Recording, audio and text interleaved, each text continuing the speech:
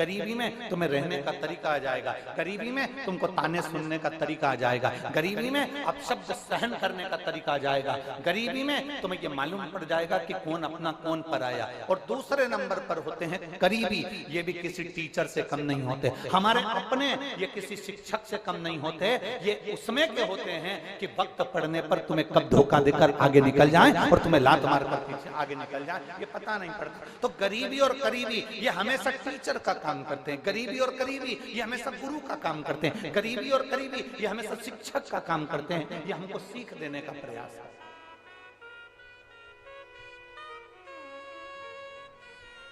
कोई दूसरा नहीं होता हमको सीख देने वाला। आप शिव महापुराण की कथा को देखिए, भगवान शंकर बैठे हैं, शिव जी बैठे हैं और माता पार्वती जी ने आकर उनके आंखों पर अपने हाथ रख दिए।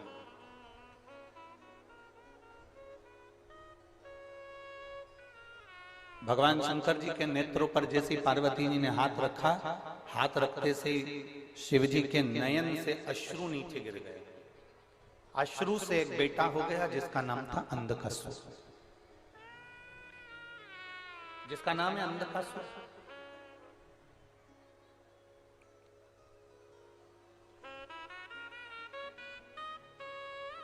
अब शिव जी के नेत्रों से प्रकट हुआ है।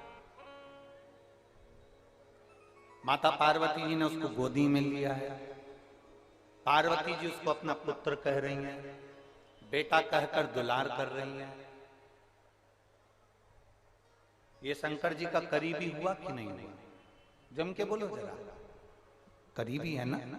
शिव जी का करीबी है क्योंकि शंकर के नेत्र शुरू से प्रकट हुआ है।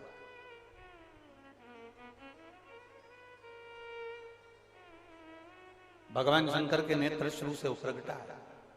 पार्वती जी ने उसका दुलार किया है, पार्वती जी ने उसको पुत्र माना है, पार्वती जी ने उसको स्नेह किया है बेटे की तरह, बेटे के तुल्य। करीबी है। अब यही अंधकासुर शिव जी के कहने पर माता पार्वती जी ने इसको समुद्र में पटक दिया। हिरण्याक्ष ने इसको पाल पोस कर बड़ा कर लिया, हिरण्याक्ष के प्राण छूट गए। अंधकासुर को यह मालूम पड़ गया ना मेरा पिता है ना कोई मेरी माँ है। उसने ब्रह्मा जी का वर प्राप्त करा, ब्रह्मदेव से कहा कि मुझे वर दीजिए कि मैं कभी मरूं नहीं, ये मुझे वर चाहिए।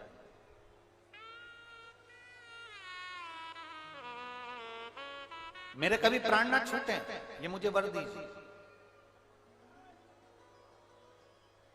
और संसार सागर में जिसने जन्म लिया है उसको जाना है। मेरे राम जी भी अगर इस पृथ्वी पर आए हैं तो वो भी गए हैं, मेरे भगवान कृष्ण भी इस पृथ्वी पर आए हैं तो वो भी गए हैं, मेरे भगवान गौतम बुद्ध भी इस पृथ्वी पर आए हैं तो वो भी गए हैं। संसार सागर में जिसने जन्म लिया वो गया, पर कुछ कर्म अच्छा कर कर जा, कुछ नेक कर्म कर कर जा। रामकृष्ण परमहंस है, मीराबाई है, कर्माबाई है, स्वामी विवेकानंद जी हैं, नरसिंह मेहता, प्रहलाद, ध्रुव, कुछ अच्छा कर्म कर कर जा। और मत बुरे कर्म कर बंदे वरना पछताएगा, भगवान की आंखों से तू बच नहीं पाएगा, तू बच नहीं पाएगा। अरे ओ अज्ञानी मत कर नादानी, अरे ओ अज्ञानी मत कर नादानी।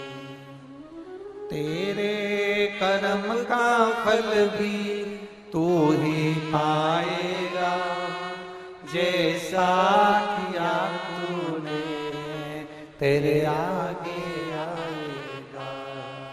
मत बुरे कर्म कर बंदे वरना पछताएगा, भगवान की आंखों से तू बच नहीं पाएगा, तू बच नहीं पाएगा। अरे ओ अज्ञानी मत कर नादानी, अरे ओ ज्ञानी मत कर। क्यों हम अच्छे कर्म को छोड़कर हम बुरा कर्म क्यों कर?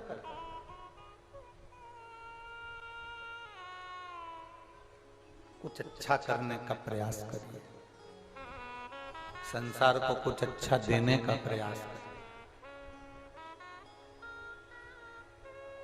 इसी प्रागण्य की मैं इसी शिव महापुराण का एक वर्णन करना चाहेंगे। आप अपने घर से किसी के लिए पानी भरकर लाए, और मुझे उम्मीद है आप में से कई लोगों ने ऐसा कर कर देखा होगा, और उसको उसका, और ये जो हम कथा बोल रहे हैं, जो हम बोल रहे हैं, ये आपके अनुभव की बात है। आप अनुभव कर कर देखिएगा, आपके साथ हुआ होगा। आप घर से पानी की बोतल लेकर आए किसी के लिए, आप किसी के लिए बिस्कुट लाए, आप किसी के लिए कुरकुरा लाए, वेफर्स लाए, टॉफी लाए, या आप किसी के लिए कुछ खाने का सामान, आपने किसी को वो खाने का सामान दिया, पानी दिया, बिस्कुट दिया या टॉफी दी, कुछ भी जो आप लेकर आए थे वो आपने दिया। अब एक हाथ से आपने दिया, आप कथा सुन रहे हो, कथा श्रवण कर रहे हो, ये हमारा विश्वास कहता है। दूर मत जाओ कि भगवान, अपन कहते हैं ना, जैसे अपन कथा में कहते हैं कि ये हाथ दो वो हाथ लो, आप कथा में कर कर भी देखना, आप एक हाथ से बिस्कुट दे भी देते हो, एक हाथ से टॉफी दे भी देते हो, इतनी देर में 3 घंटे की 4 घंटे की इस कथा में तुम्हारी गोदी में फिर कहीं ना कहीं से एक हाथ बिस्कुट का पैकेट या टॉफी या पानी की बोतल या पाउच आ ही, ये हमने दिया और ऐसा ही हमने वापिस प्राप्त किया।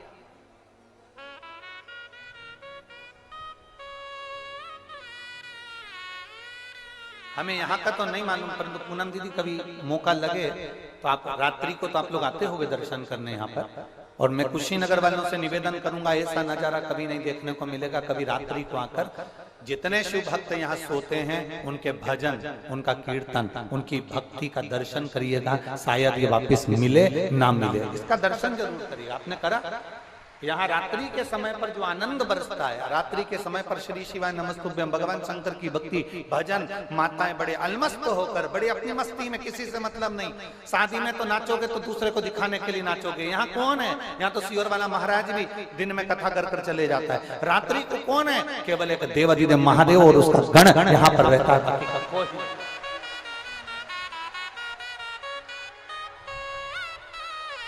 यहाँ कौन देख रहा है? रात्रि के समय पर कौन? अरे मोर नाचा किसने देखा? हम कहते वो नारायण ने देखा। आप कथा के पंडाल में बैठकर भगवान का भजन करते हो, रात्रि को कीर्तन करते हो, मंत्र जाप करते हो, नाम स्मरण करते हो। ये मत सोचना मुझे कौन देख रहा है, देखेगा वो, अपने को नहीं देख।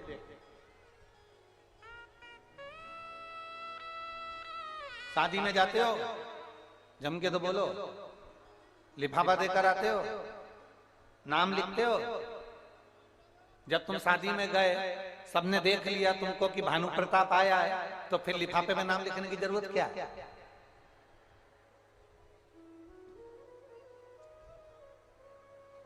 नाम किसके लिए लिखा जाता है?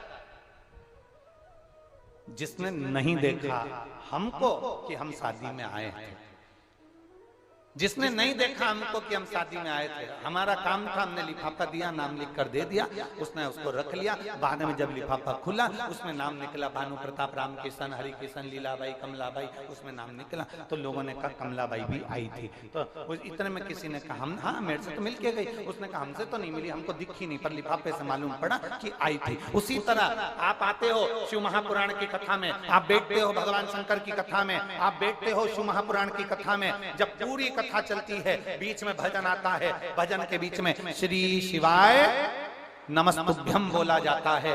तुम और हम दोनों मिलकर जब श्री शिवाय नमस्तुभ्यं बोलते हैं, तो ये समझ लेना कि हमने उस महादेव को एक लिफाफा भेज दिया, जिस लिफाफे में नाम लिखकर भेजा है कि ये परमात्मा, हम तुम्हारे नाम का स्मरण कर, उच्चारण कर। एक नाम कीर्तन का एक महत्व है, भगवान की अविरल भक्ति का एक महत्व है।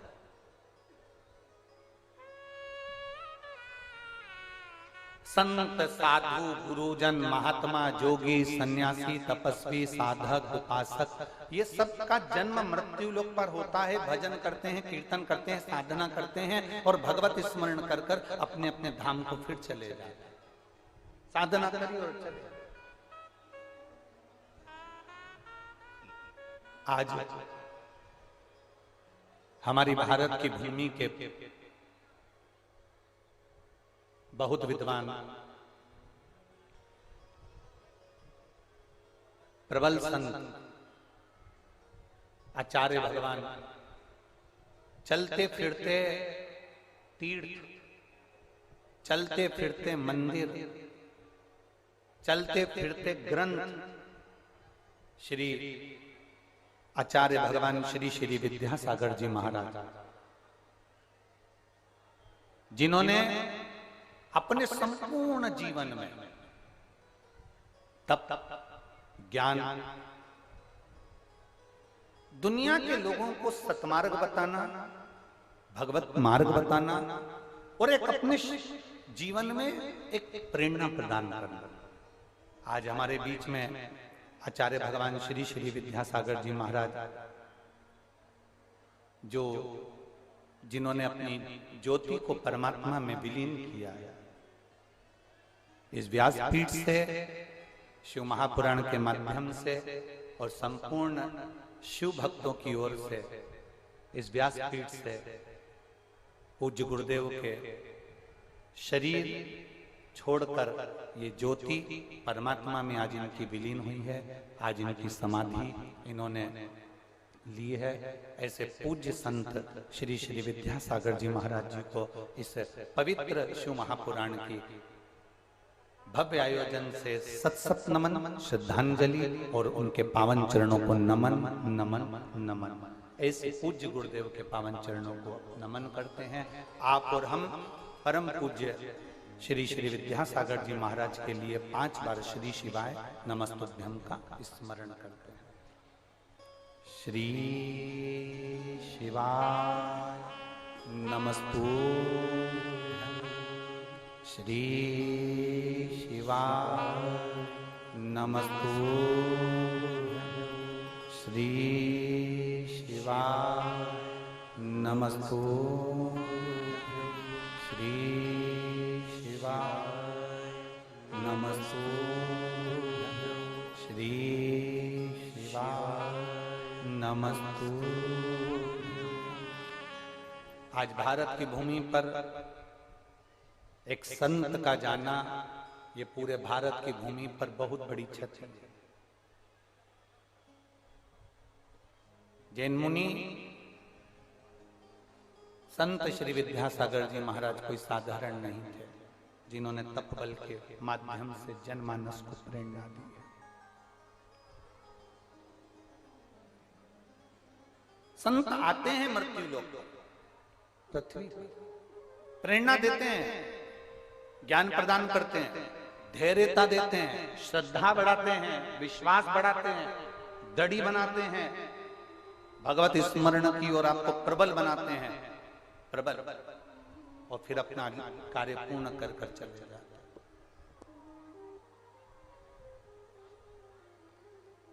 शिव कथा कह रही है, एक गरीबी और एक करीबी, ये बहुत बड़े टीचर हैं, बहुत बड़े शिक्षक, बहुत बड़े शिक्षक, ये हमको प्रेरणा देते रहते हैं। जितने भी हमारे करीब में रहने वाले होंगे, जितने हमारे नजदीकी होंगे, एक दिन यही हमको ज्ञान देकर जाएंगे। बेटी से प्रेम होता है, एक दिन बेटी भी आपको ज्ञान दे देगी। जमाई से प्रेम होता है, एक दिन जमाई आपको ज्ञान दे देगा। बेटे से प्रेम होता है, एक दिन बेटा आपको ज्ञान दे देगा। बहू से प्रेम होता है, एक दिन बहू आपको ज्ञान दे देगी। स्वयं कपिल देव जी महाराज का संवाद करता है, अपनी माता देवती को ज्ञान प्रदान कर रहा है।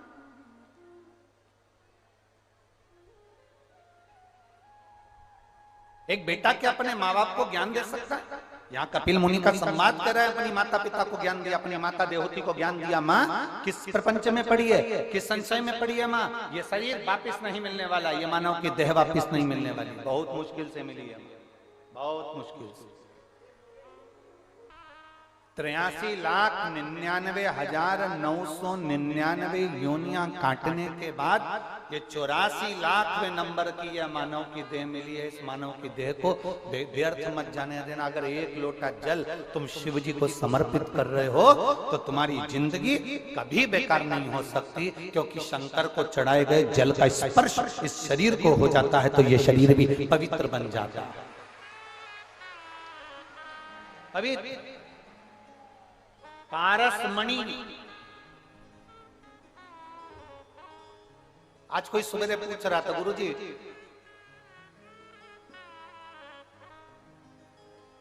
शिव जी का शिवलिंग और पारसमणि, इन दोनों में क्या अंतर है? शिव जी का शिवलिंग और पारसमणि में क्या अंतर है? कोई कह रहा था इन दोनों में अंतर क्या है?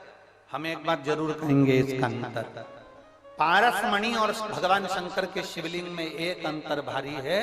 पारसमणि केवल लोहे को छूती है, धातु को छूती है और सोना बना देती है, और शिवलिंग वो है इसको जो छू लेता है वो कुछ भी हो, चाहे वो पत्ती हो, पुष्प हो, पक्षी हो, पशु हो, चाहे मनुष्य हो, वो स्वयं आप रूप परमात्मा का हो जाता है। सोना नहीं, वो परमात्मा का हो, भगवान का हो गया, वो परमात्मा का हो। एक पत्र है, देखिए,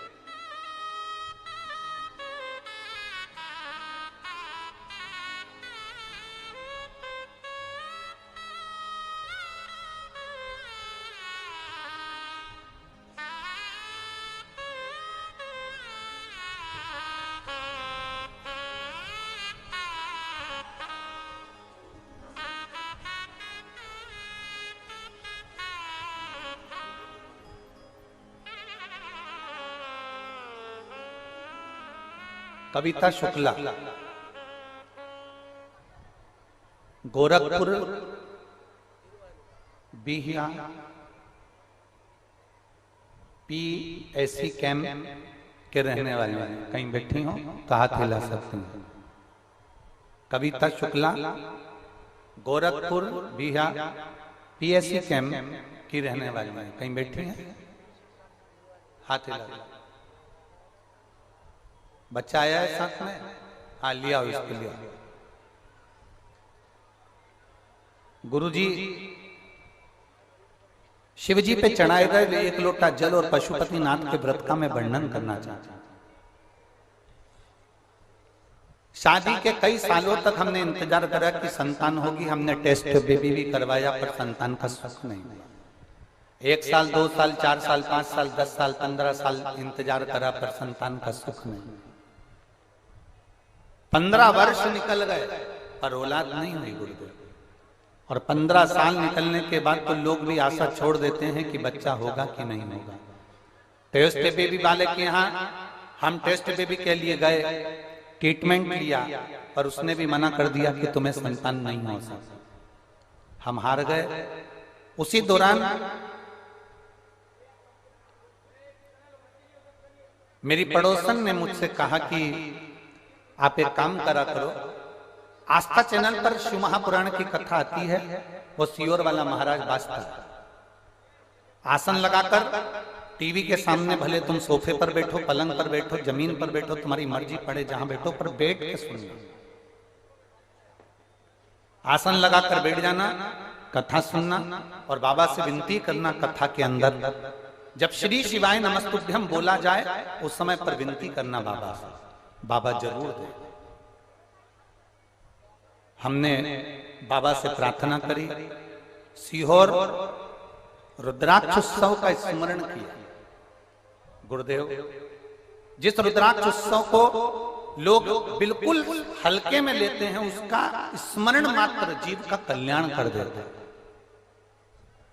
एक बात आप लोगों से कहना चाहता हूं,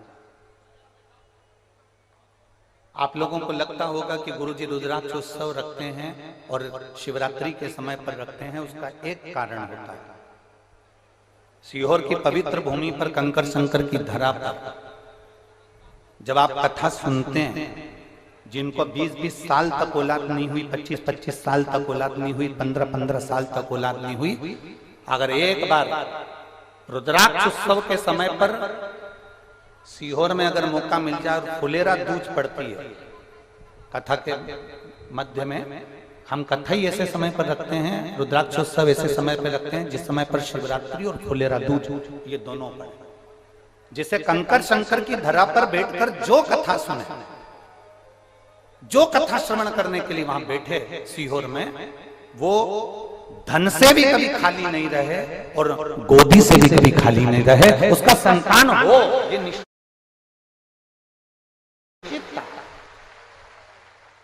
और उसका कारण यही होता है कि जो सीहोर कुबेरेश्वर धाम पर जो कथा सुनने के लिए रुद्राक्ष उत्सव में पहुंचते हैं, वो आने वाले समय में एक की जगह 4 पहुंचते हैं। उसका कारण ही यही होता है। हम तो यहां तक कहेंगे कि जो ठेला लगा रहा है बिल्कुल एकदम कुछ भी नहीं कमा पाता, एक बार रुद्राक्ष उत्सव में आओ और बाबा के उस धाम में कंकर शंकर की धरा पर बैठकर 2 दिन 5 दिन 7 दिन जितना बन सके, एक रात्रि परंतु विश्राम जरूर, बाबा से विनती कर कर उससे निवेदन करो, कथा सुनो, वहां बैठकर बाबा से प्रार्थना करो, कंकर उठाकर पूजन करो और पूजन करने के बाद उससे विनती कर कर फिर जाओ। अगले रुद्राक्ष उत्सव में आप अकेले नहीं आओगे, 4 या 5 को साथ लेकर आओगे कि बाबा खाली नहीं छोड़ता। बोल ममता नारा है, शिव खाली नहीं छोड़ता। वो रुद्राक्षोत्सव कहने का रुद्राक्षोत्सव लगता है लोगों को कि रुद्राक्षोत्सव होगा, हम यहाँ तक इसलिए अब की बार रुद्राक्ष वितरण नहीं रखा, रुद्राक्ष वितरण मई में रखेंगे, पर रुद्राक्षोत्सव में जो रुद्राक्ष का शिवलिंग बनता है उसकी आराधना, उसकी पूजन, उसका दर्शन आप 5 दिन 4 दिन 3 दिन 7 दिन रुककर उसका भजन पूजन करो, वहां बैठकर कंकर शंकर का पूजन करो, भूमि पर बैठकर कथा श्रवण करो। 12 ज्योतिर्लिंग के मध्य में ये कुबेरेश्वर धाम की भूमि है जहां बैठकर हम भगवान की भक्ति करते हैं। इस बहन ने लिखा 15 साल तक आस छोड़ दी थी कि संतान नहीं होगी, पर हमने आसन लगाकर रुद्राक्ष उत्सव का स्मरण कर कथा का रसपान किया, बाबा से विनती करी और बाबा ने ऐसी कृपा करी गुरुदेव, जो डॉक्टरों ने भी मना कर दिया था। 15 साल के बाद मुझे संतान की प्राप्ति हुई। मैं बाबा को यहाँ प्रणाम करने के लिए, 15 वर्ष के बाद जो औलाद दे दे वो साधारण नहीं है।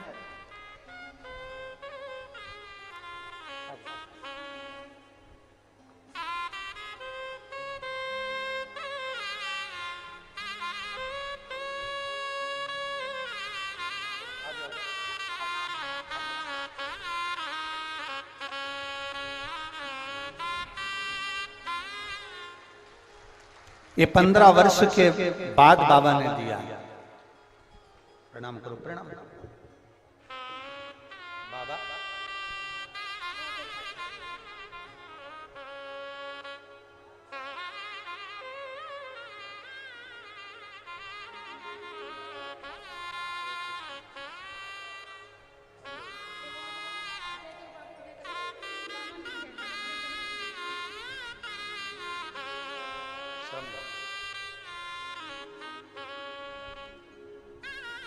इसमें इन्होंने लिखा, कविता शुक्ला ने, गुरुदेव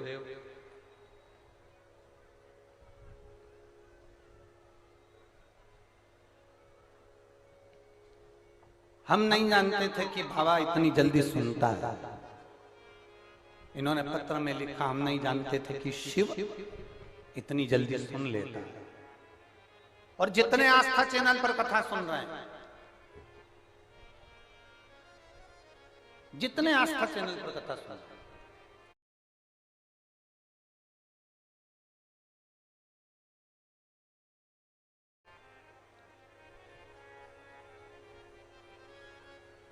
आप सबसे निवेदन करूंगा, जितने फेसबुक, भूपेंद्र इसको बंद करो, इसको बंद करो भूपेंद्र, इसको बंद करो।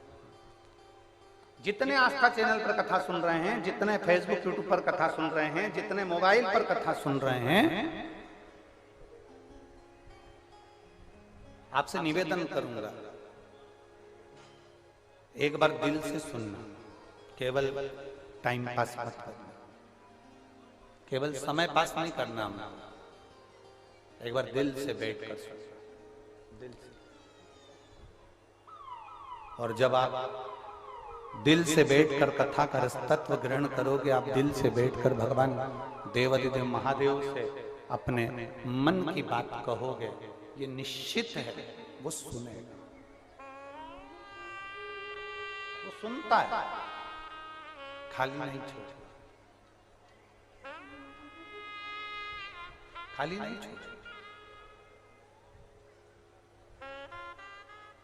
और फिर कहूंगा, खाली ना जाता कोई दर से तुम्हारे, खाली न जाता कोई दर से तुम्हारे, मैं भी खड़ा हूँ नंदी बांधे फसारी, अपने हृदय से लगा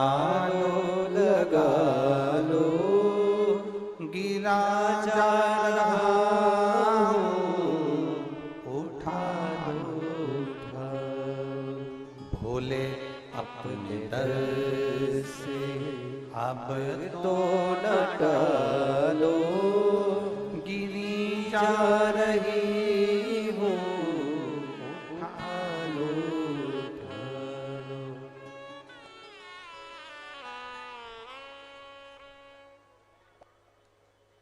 वो कृपा करता है तो दुनिया को भी लगता है कि ये कृपा कैसे कर रहा है।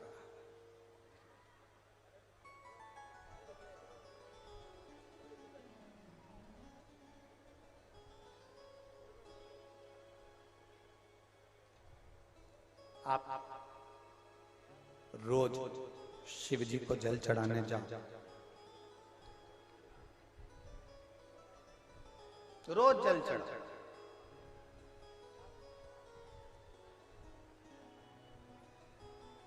पर इतना जरूर याद रखना कि जल चढ़ाने का भी तरीका हमारे जीवन में होना चाहिए कि हम भगवान शंकर को जो जल चढ़ा रहे हैं, शिव जी उसको स्वीकार कर रहे हैं कि नहीं कर रहे। जब से आपने शिव महापुराण की कथा सुनना चालू करी, इसके पहले भी आप शंकर जी के मंदिर जाते थे, बोलो री जी जाते थे कि नहीं जाते थे? जब से आपने शिव महापुराण की कथा सुनी, इसके पहले भी आप शंकर के मंदिर जाते थे, जल चढ़ाने जाते थे, सोमवार को जाते थे, शिवरात्रि को जाते थे, सावन महीने में जाते थे, बोलो बोलो जम के जाते थे ना।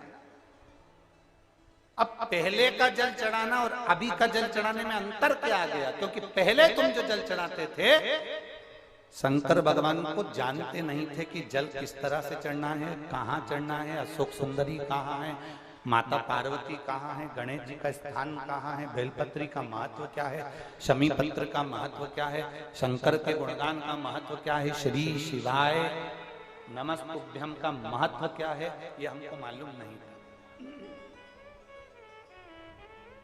ये हमारे स्मरण में नहीं था। अब तुम जान गए, अब तुम पहचान गए कि जल चढ़ाने का महत्व क्या है, कहां जल चढ़ाना, कहां जल,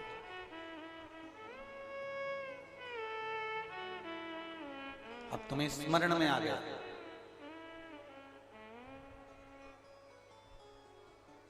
किसी होटल में जाइए, वहां पर वाईफाई लगा रहता है, बोलो बोलो जम के, अच्छे से तो बोलो, लगा रहता है कि नहीं लगा रहता है? लगा रहता है। रेलवे स्टेशन पर जाइए, वहां भी वाईफाई लगा रहता है, बोलो जम के, सही है। एयरपोर्ट पर जाइए, वहां पर भी वाईफाई लगा रहता है।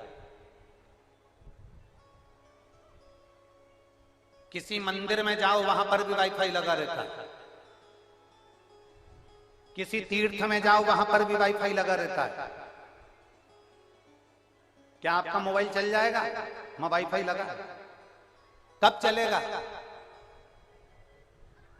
जम के बोलो जरा, कब चलेगा?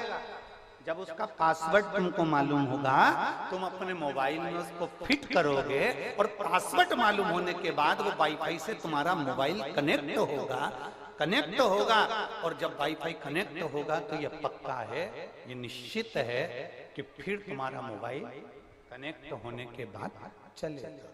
वाईफाई लगा है, वाईफाई लगा,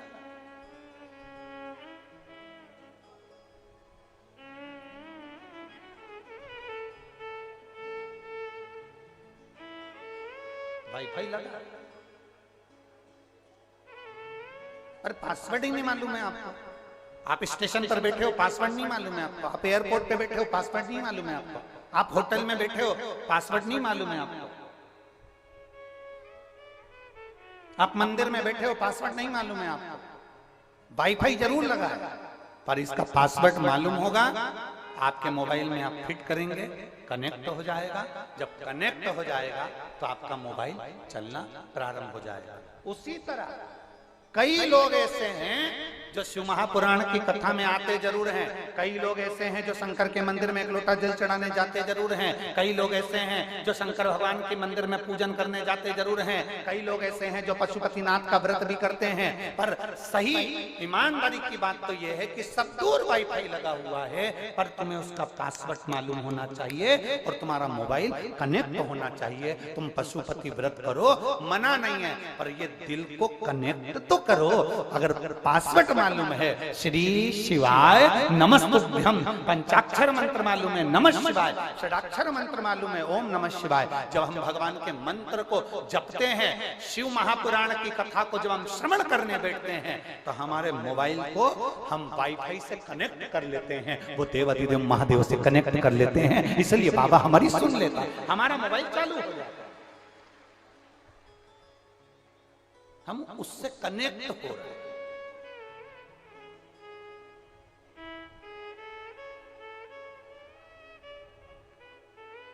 अगर हम कनेक्ट नहीं होते तो बाबा सुनता भी नहीं।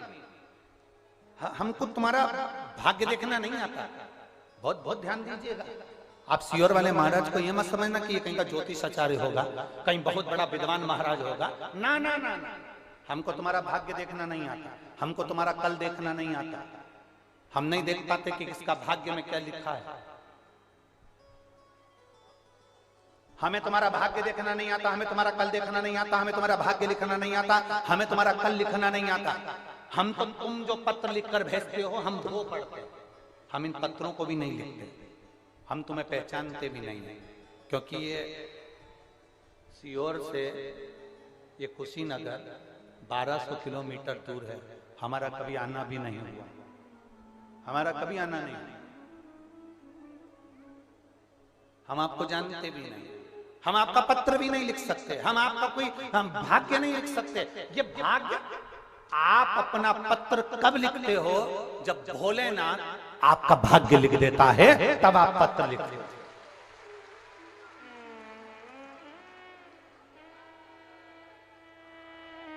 सियोर वाला महाराज पत्र नहीं लिखता, सियोर वाला महाराज कुछ पत्र में नहीं लिखेगा, सियोर वाला महाराज तुम्हारा भाग्य नहीं लिखेगा। पर भोलेनाथ पर जल चढ़ाते चढ़ाते चढ़ाते चढ़ाते पशुपति व्रत करते करते, जब तुम भगवान का भजन करते करते, शिव पुराण सुनते सुनते, तुम्हारा वो वाईफाई से तुम्हारा मोबाइल, तुम्हारा दिल जब कनेक्ट हो जाता है, तो वो शंकर तुमको चलाना सिखा देता है और तुम्हारा जब कार्य पूर्ण करता है तो तुम पत्र लिखते हो। ये दूसरा कोई नहीं लिखता, हमें नहीं लिखता आपका पत्र। एक बात यहाँ शिव पुराण में वर्णन आती है,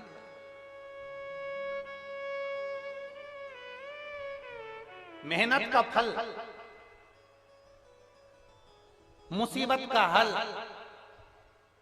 और तुम्हारा कल।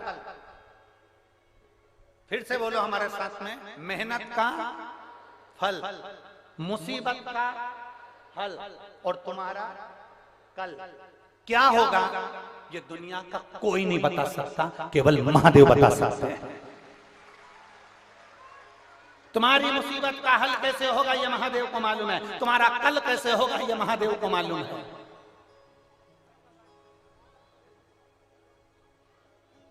ये उसको मालूम है, मेहनत का फल क्या होगा ये उसको मालूम है, हमको नहीं मालूम कि तुम्हारी मेहनत का फल क्या है। पर इतना जरूर कर सकते हैं, जिसने लगन से शिव पुराण की कथा सुनी है, ये धूप में तप रहे हैं, पंडालों में जगह नहीं है, बाहर लोग वहां तक बैठे हुए, रोडों पर, दुकानों में जहां छांव मिल गई वहां पर लोग बैठे होंगे। मैं आस्था चैनल वालों से कहूंगा जरा दिखाना इनको कि धूप में, दुकानों में, जहां इनको मौका मिल रहा है वहां वहां जा जाकर बैठे हुए हैं। पंडालों में कहीं जगह नहीं, गाड़ियों पर चढ़े हुए हैं, कोई कहीं चढ़ा हुआ है, कोई कहीं बैठा है।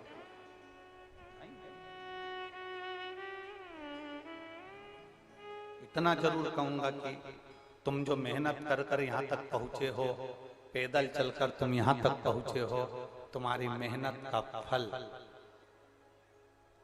और तुम जिस लिए आए हो कि मैं बड़े मुसीबत में फंसा हुआ हूं, मेरा बाबा इसका हल निकालेगा, मुसीबत का हल और जो आने वाला तुम्हारा कल है, ये तीन चीजें मेरा महादेव तुम्हें जरूर सफल बनाकर भेजेगा, ये निश्चित था।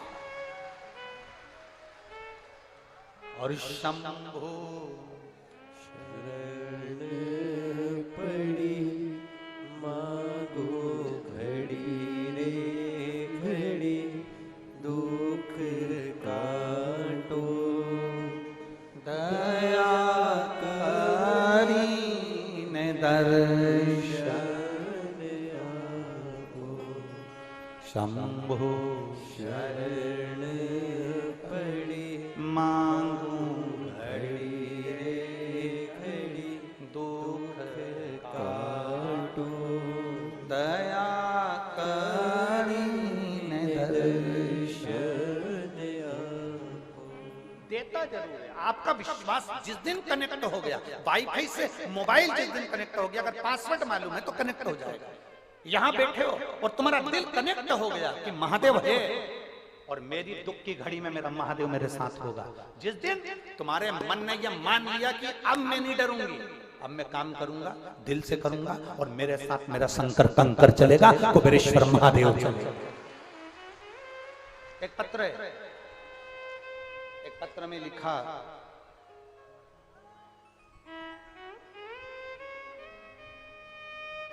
मेरा नाम किरण जायसवाल है, मेरे पिता का नाम रविंद्र जायसवाल है, जिला गोरखपुर, ग्राम खजनी बाजार से आई हूं। कहीं बैठी हूं तो हाथ हिला सकते हैं। आप ही हैं? श्री शिवाय नमस्ते।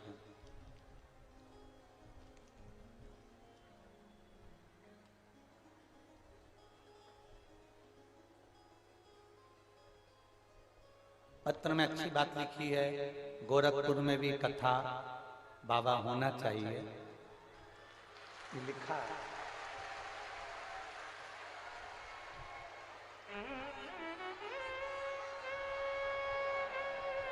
अब इनने पत्र में लिखा है हमारे गोरखपुर में भी कथा होना चाहिए। वहां मेरे शंकर के गोरखपुर में मेरे शंकर के दो रूप रहते हैं, एक गोरखनाथ, एक योगीनाथ।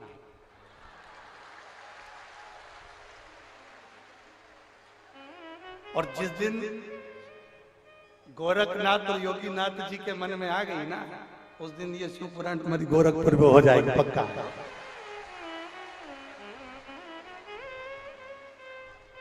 ये गोरखपुर में हो जाएगा। गुरुजी, मेरा नाम किरण जायसवाल है, मेरे पिता का नाम रविंद्र जायसवाल है। रविंद्र जी आए हैं क्या? हाथ हिलाओ। आ जाइए रविंद्र जी, आप आओ। और किरण जायसवाल भी उनके साथ में आ जाइए। बस दो जनी आ जाओ, किरण जायसवाल जी और रविंद्र।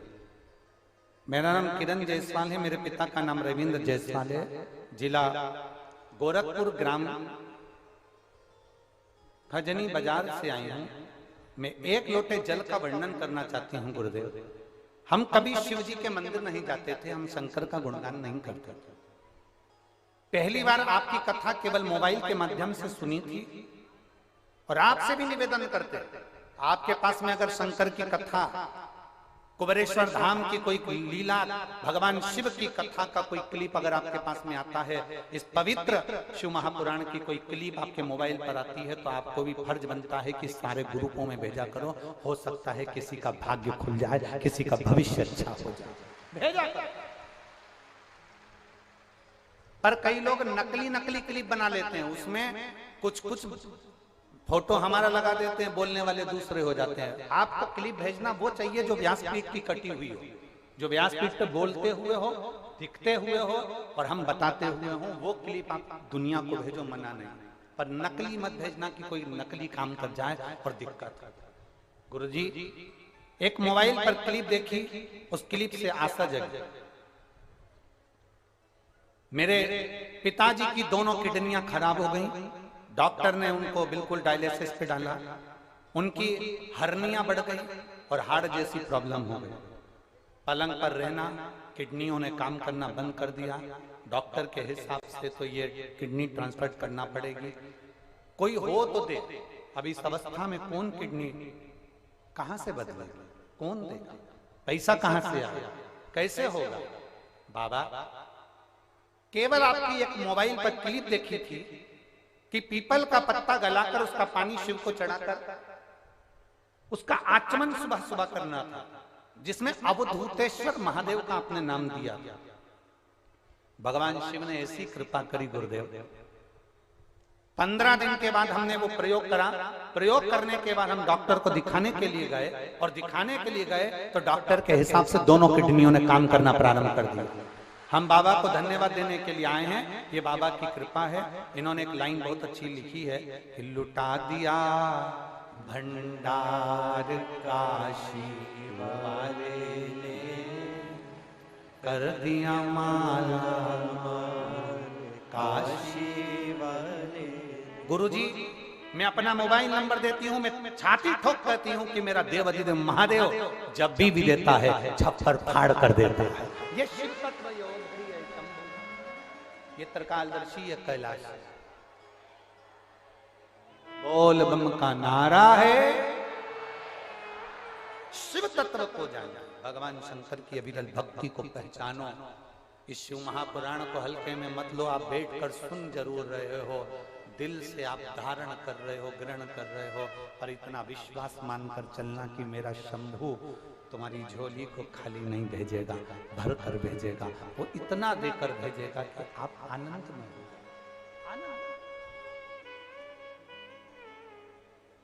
पूनम दीदी, शिव महापुराण का एक नियम है, हम आपको बताना चाहेंगे। बड़ा भारी नियम है शिव पुराण का, एक नियम सबसे भारी, और जितने लोग सुन रहे हैं वो भी अच्छे से सुन रहे। शिव महापुराण का एक नियम बड़ा भारी है। एक बार जो शिव पुराण की कथा करवा लेता है, बाबा उसकी झोली इतनी भर देता है कि वो 2 साल में वापस कथा लेने के लिए आ जाता है। ये शिव पुराण का बड़ा भारी है, इतना बाबा दे देता है। अजय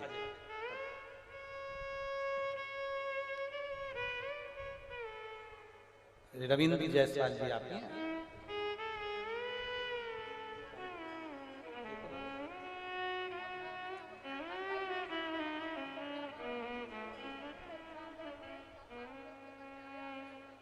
ठीक है ना बता? एक बार रविंद्र जी ऐसे हाथ हिला दो, बाबा ने बड़े कृपा। शंभु शंभु शंभु शंभु श्री शिवाय शंभु। तेरे दरबार की बाबा निराली शान देखी, तुझे देते नहीं देखा, पर झोली भरी देखी है। मुख दुनिया मोड़े बाबा तू मुखड़ा, मेरी लगी परी तीनू बाबा तुए भरोसा पक्का। पशुपति व्रत करो। कई माताएं व्रत करती है केवल दिखावे के लिए, किसी ने बताया कि ना ना ना विश्वास है तो करो, नहीं तो मत करो। अगर भरोसा रखकर व्रत किया है पशुपतिनाथ का तो एक व्रत में ही काम हो जाए। भरोसा वो वाईफाई से कनेक्ट दिल नहीं हो पाया, मोबाइल नहीं हो पाया, पासवर्ड मालूम ही नहीं था, तुम बैठे रहे मोबाइल लेके तो क्या मतलब है? ऐसा मंदिर में दिया जला के बैठे रहे तो क्या मतलब? इसको कनेक्ट तो करो, इसको जोड़ो तो सही। और ये जोड़ोगे कब? जब एक बार जिंदगी में शिव महापुराण की कथा सुनोगे और तुम्हारे अंदर विश्वास जाग जाएगा कि मेरा बाबा मेरे साथ में है, मेरा शंभू मेरे साथ में है, मेरा शंकर मेरे साथ में है। दुनिया के लोग भ्रम में पढ़कर कोई ने कह दिया हमारे पास आ जाओ, हम ऐसी भभूति दे देंगे कि तुम्हारा भाग्य खुल जाएगा, हमारे पास आ जाओ हम तुमको ऐसा नारियल दे देंगे कि तुम्हारा भाग्य खुल जाएगा, हमारे पास आ जाओ हम तुम्हें ऐसी चीज दे देंगे तुम्हारा भाग्य खुल जाएगा। अगर ये चीज देते होते तो पहले खुद का भाग्य खोल लेते, तुम्हें क्यों देते, क्यों? एक पति पत्नी भ्रमण कर रहे थे, घूमते घूमते वो एक जंगल में पहुंचे।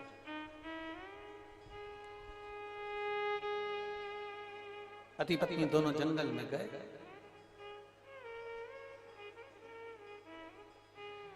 अब पति पत्नी जंगल में जाते जाते उन्होंने देखा कि सामने कोई महात्मा जी का झोपड़ा, कोई महात्मा जी का घर, झोपड़िया है, झोपड़ा है। महात्मा जी का झोपड़ा देखा तो उन्होंने कहा चलो अंदर चल के महात्मा जी को प्रणाम कर ले। दोनों पति पत्नी बड़े प्रेम से जा रहे थे और पति पत्नी दोनों प्रेमवश जा रहे हैं।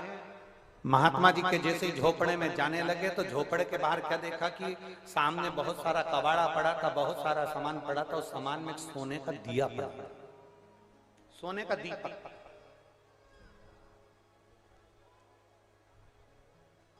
महात्मा जी के झोपड़े में, महात्मा जी की कुटिया में, महात्मा जी के भवन में प्रवेश करते करते क्या देखते हैं कि एक कबाड़े में, एक कबाड़े में साइड महात्मा जी के दरवाजे के बाहर एक कोने में कबाड़े में सोने का दिया पड़ा, सोने का।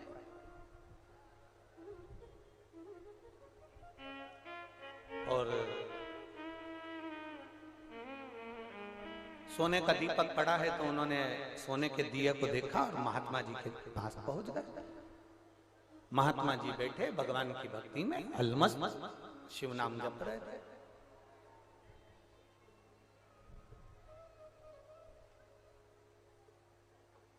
अपनी मस्ती में डूबे। हर हर महादेव शंभो काशी विश्वनाथ हर हर महादेव शंभो काशी विश्वनाथ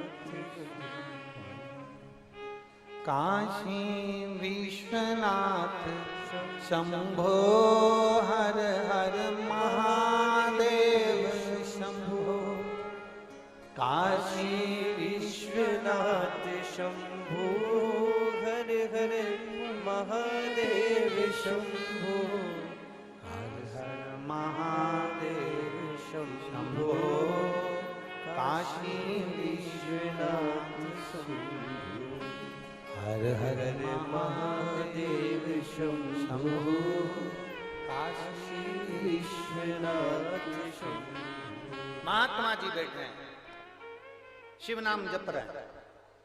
दोनों दंपति, दोनों पति पत्नी महात्मा जी के पास पहुंचे, प्रणाम करा। महात्मा जी तो नेत्र बंद करके भगवान की भक्ति कर रहे, शिव भक्ति में डूबे हो, बैठे अलमस्त, भगवान शंकर की भक्ति में अलमस्त होकर बैठे।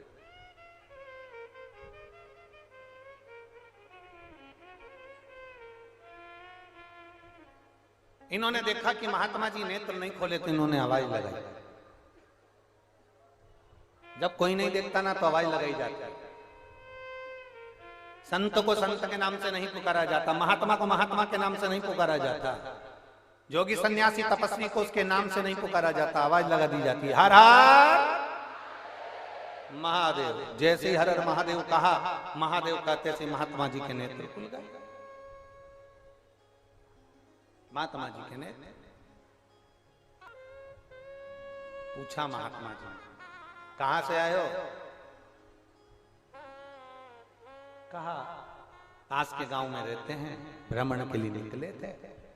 आपका झोपड़ा देखा, आपकी कुटिया देखी तो मन कर गया आपसे मिल कर जाए, प्रणाम कर जाए। ठीक है, दर्शन हो गए। हाँ, अब काहे बैठे हो? जाओ। संत साधु गुरुजन असली संत होगा ना असली महात्मा होगा ना, असली साधक होगा ना, असली उपासक होगा ना, असली अगर संत है, असली अगर गुरु है, तो वो तुमको 10 मिनट भी अपने पास नहीं बैठने देगा, नहीं बैठेगा। असली गुरु आपके अपने पास में ज्यादा पकड़ कर बिठाता नहीं है, असली गुरु खींच खींच कर नहीं लाता, असली गुरु किसी को पकड़ कर अपने पास नहीं रखता। असली गुरु वो होता है जो अपने शिष्य को 2 क्षण मिलता है, कृपा दृष्टि करता है और कहता है जा तू भी इसी दृष्टि में डूब जा, भगवान के भजन।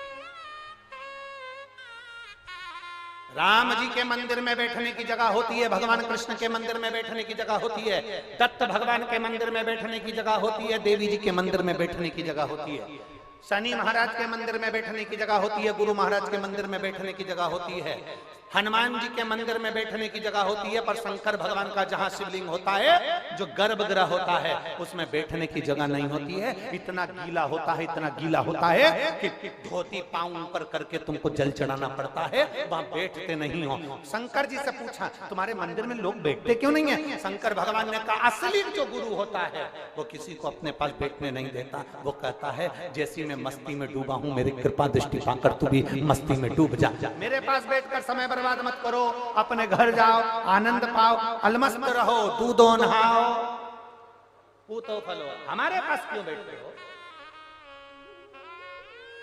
और कोई कोई व्यक्ति ऐसा होता है, कोई कोई गुरु ऐसा बन जाता है, कोई कोई महात्मा ऐसा बन जाता है, कोई कोई गुरु ऐसा बन जाता है, रात दिन पकड़ कर बैठे रहे, बैठो बैठो, कहां जा रहे हो? बैठो, कहां जा रहे हो? बैठो, यहाँ तो मन ही नहीं लगता साहब, मन।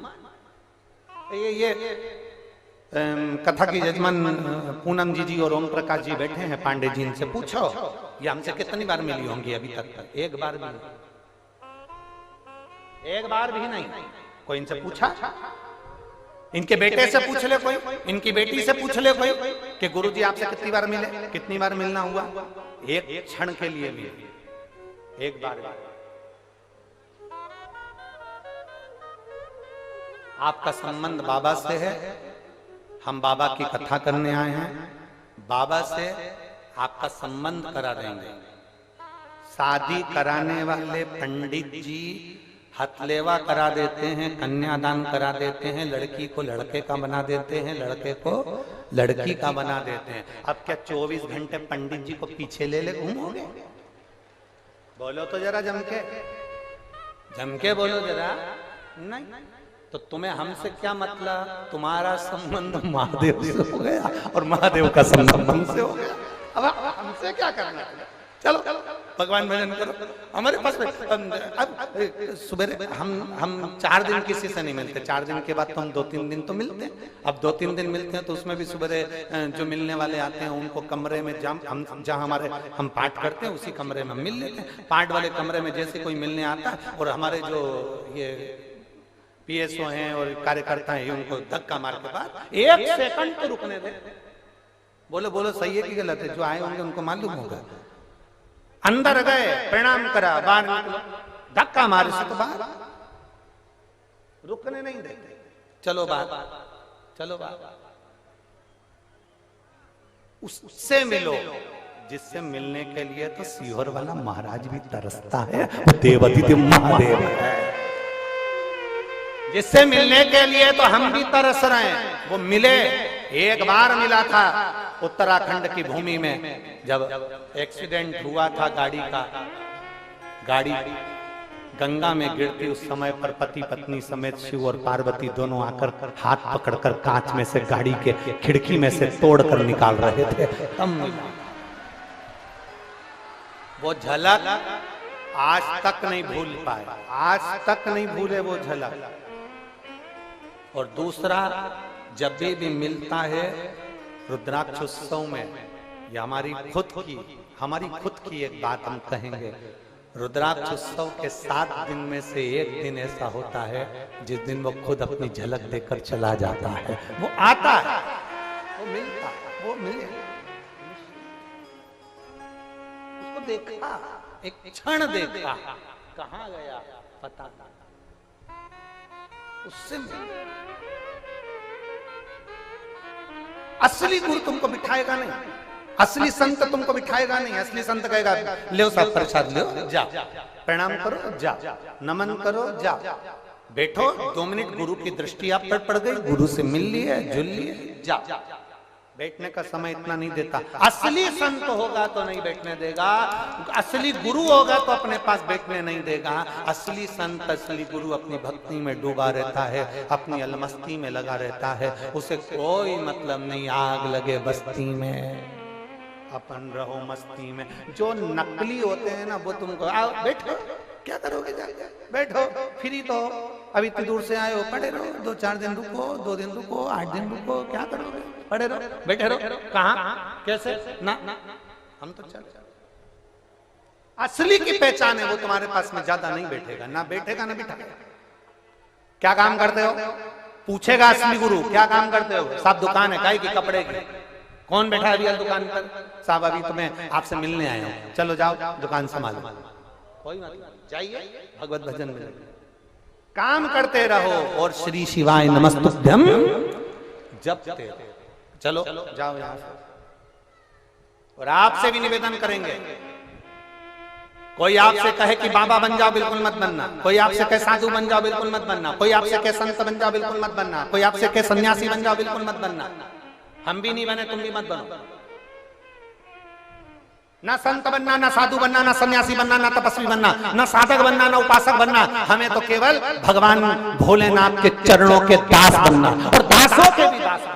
हमें नहीं बनना कुछ, हमें तो उसके चरणों के दास के भी दास, उसके चरणों के दास के भी दास बन जाएंगे तो बहुत है। कि किसी ने एक पंक्ति में लिखा है,